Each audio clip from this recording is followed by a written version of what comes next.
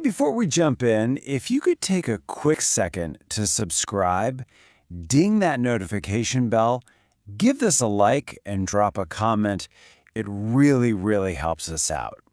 Okay, so today we're tackling a fascinating challenge. How do you teach an idea that seems, well, completely simple? So, let's start with a question that sounds incredibly easy. How would you teach someone the concept of colors? And I mean a total beginner, someone who's just starting out and has a very small vocabulary. It sounds like a piece of cake, right? I mean, you'd probably just point at a few things, say the names of the colors, and you're done. But what if there was a catch? What if the lesson plan itself had to be a very specific and frankly a very surprising length? That's right, 5,000 words. An entire, incredibly detailed lesson, all designed to teach just the basics of color, but stretched out to the length of a massive essay. How on earth is that even possible without being ridiculously boring or just plain confusing? Well, here's the core of the problem. That 5,000-word lesson is more than 3 times the size of the student's entire vocabulary, which is only about 1,500 words. So how in the world do you teach a concept using a script that's packed with words the learner has never even seen before? The answer, it turns out, is a pretty brilliant approach to structure and repetition. So, where do you even start with something like that? Part 1 is all about laying a rock-solid foundation. This first stage isn't about getting fancy at all. It's all about harnessing the incredible power of repetition.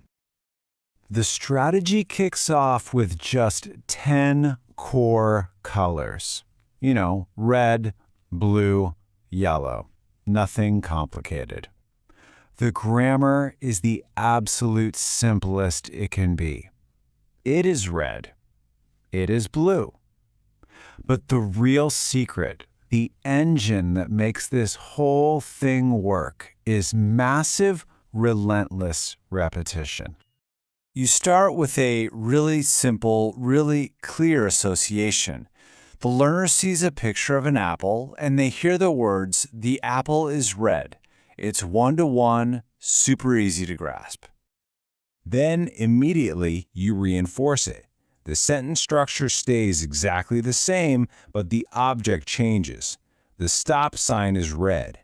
What's happening here is the brain starts to disconnect the word red from just being about an apple and starts associating it with the color itself.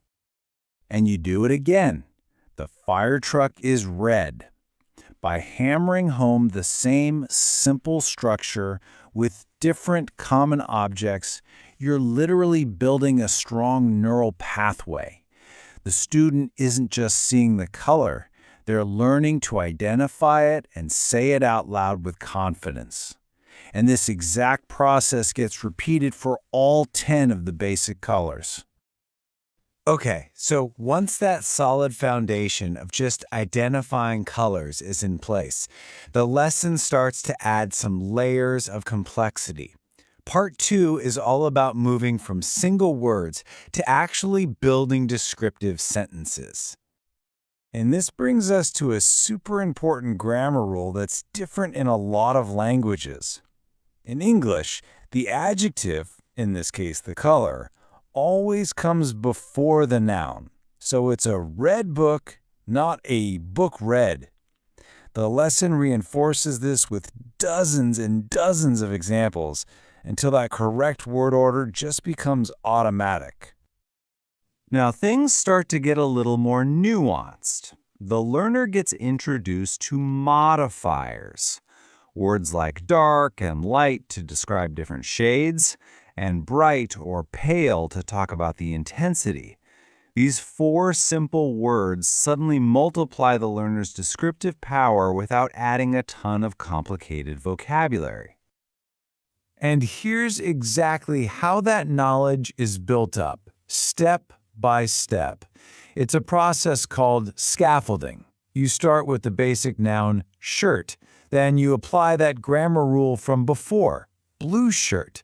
And finally, you add the new modifier you just learned, dark blue shirt. You see, each step builds directly on the last one, which makes a pretty complex idea feel simple and totally logical. So, the learner has the words, they have the grammar, now what? Part 3 is all about connecting those abstract rules to the real world. Because let's be honest, language is pretty useless if you can't actually use it in a real situation.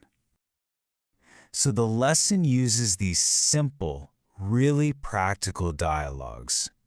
Here we've got a shopping scenario, a situation anyone might actually find themselves in. The shopper uses their basic color knowledge to ask a simple question. And the clerk's response uses those new modifiers.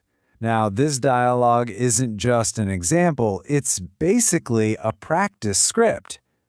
The lesson would have the learner role-play this exact conversation over and over with different colors and items, moving that knowledge from something they just know to something they can do. Then, the lesson adds another layer of real-world context, emotion. In a lot of cultures, colors have these simple emotional associations. So, linking red to strong feelings like anger or love or yellow to happiness gives the words a much deeper, more memorable meaning that goes way beyond just a simple visual description. Okay, so we've seen all the individual pieces. Now let's kind of zoom out and look at the master blueprint.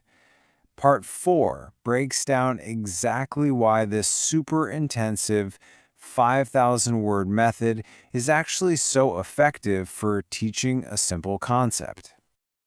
It all really boils down to 3 core principles. First, that structured progression, right? Going from simple to complex, one tiny step at a time, so the learner never feels overwhelmed. Second, that massive repetition, which is key for building memory and fluency. And third, applying it all in context, which connects the new language to real, useful situations. And this whole thing leaves us with a final thought to chew on. We just broke down the hidden complexity of teaching something as simple as colors. It really makes you wonder, doesn't it? What other simple ideas in our daily lives, from tying our shoes to just making small talk, are actually built on a similar invisible framework of rules, repetition, and context. Thanks for watching. Please don't forget to subscribe, turn on the notification bell, like, and leave a comment to support the channel.